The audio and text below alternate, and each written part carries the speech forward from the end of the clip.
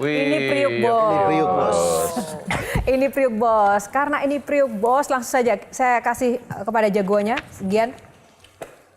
Yang sama-sama punya kumis ya. Sama-sama punya kumis. Kumisnya mirip. Tapi lebih perawatannya lebih mahal. Tapi kalau kita ngomongin Priuk Bang, bener gak sih Priuk itu sekeras itu? Sangat. Sekeras apa sih sebenarnya Priuk itu? Mafia di situ, bandar di situ, pelaku narkoba di situ, copet, maling, rampok semua di situ. Itulah Tanjung Priuk. Semua berkumpul di Semua situ. berkumpul di situ. Dan Bang Roni itu sempat juga banyak dituding mafia. Ini itu banyak banget. Oh Itu iya, gimana? memang bener mafia? Memang mafia bisnis. Ya. Bukan mafia terkait dengan hal yang berbeda, tapi di kala itu harga minyak di Indonesia paling murah di dunia.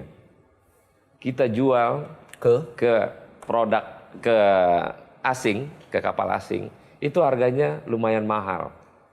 Harga kita beli harga resmi Pertamina 1.000 perak, kita jual 3.000, 4.000. Waktu dulu itu tidak terlarang. Tidak terlarang.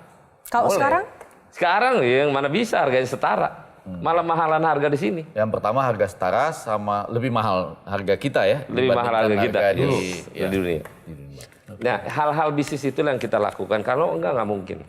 Berapa duit gaji anggota DPR? Cuman 80 juta. Perawatan 2 juta nggak mungkin. Wah, tekor ya mereka. Tekor bohong ya. 20. Oke. Intan silakan. Tapi Bang Roni, aku penasaran, Bang Roni kan ini dulu pernah jadi supir ya, terus akhirnya sekarang sukses menjadi orang yang paling tajir lah. Nah dulu tuh akses untuk Bang Roni akhirnya bisa mendapatkan akses untuk usaha itu, punya ide, akses kan otomatis harus ada akses kan Bang kalau mau membangun usaha yang sebegitunya sampai ke kapal asing itu gimana sih Bang ceritanya? Jadi waktu itu bos gue itu nggak bisa nyupir.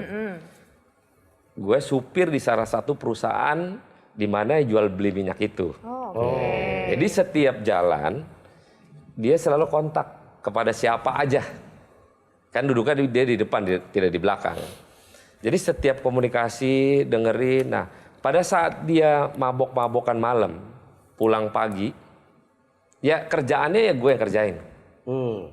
Jadi di kala dia tidur, nggak bangun ntar sore, setiap kerja jam 8, kita yang kerjain semua kerjaannya. Saya lah berhubungan dengan para pihak klien itu. Makanya perusahaan yang sekarang masih existing sama gue, minyak, itu perusahaan yang pernah gue kerja jadi supir. Nah akses itu yang dipakai. Kenapa akhirnya orang bingung, gimana cara lu bisa berduit begini? Ya itu akses tadi. Gara-gara supir tadi, ngerjain kerjaan supir, akhirnya orang klien nyuruh gue untuk udahlah perusahaan lu aja yang ambil. Nah, waktu diambil perusahaannya itu pakai perusahaan orang lain yang mau modalin. Itu pun gue kena tipu juga. Udah ngasih ruang untuk kerjaan, gue pelayanan, uang operasional dijadiin uang hutang. Kena juga masalahnya. Nah dari situlah akhirnya gue punya perusahaan sendiri dengan nama sendiri, tapi kliennya itu mereka percaya lebih kepada gue. Itu yang menarik loh. Di dunia ada anekdot khusus buat itu tuh, Gianluigi ya. Jadi dia bekerja, Bang Saron ini bekerja siang, ya kan? Karena yang punya perusahaan tidur. Nah kalau orang telepon dia dan dia nggak tahu, dia bilang, tunggu, saya tanyakan sama supir saya, gitu ya. yang sedang tidur, gitu ya. Itu fakta. Yang sedang tidur kan? Sekarang bos gue itu ngajar di salah satu STM di Cilincing. Masih hidup orangnya. Masih hidup. Yang bos gedenya ada di Depok. Masih hidup semua orangnya. Ada satu orang yang untungnya udah meninggal. Karena dialah orang, untungnya udah meninggal. Karena dialah orang yang ngusir gue lagi duduk di ruang tamu. Di ruang kerja, diusir. Kamu nggak pantas duduk di sini, kamu di luar. Untungnya udah meninggal. Iya. Bukan saya Menggarisbawahi itu. Kang Maman silakan. Saya menggarisbawahi kalimat untung dia sudah meninggal. Begitu dendam ya Bang Saroni. Dendam, Pak. Itu sakit hatinya dalam banget. mencederai banget gitu. Makanya sampai hari ini saya kepada semua orang, mau siapapun, saya akan menghargai dan respect. kepada orang. Kecuali kepada orang yang karena kekayaan orang tuanya macam-macam dia Ah, juga itu kaya. I nggak Itu respect. beda. I nggak respect. Itu beda. Tapi kalau itu beda. mungkin kalau positive thinkingnya tadi adalah kamu nggak cocok duduk di sini, kamu duduk di luar, itu maksudnya di DPR maksudnya sekarang.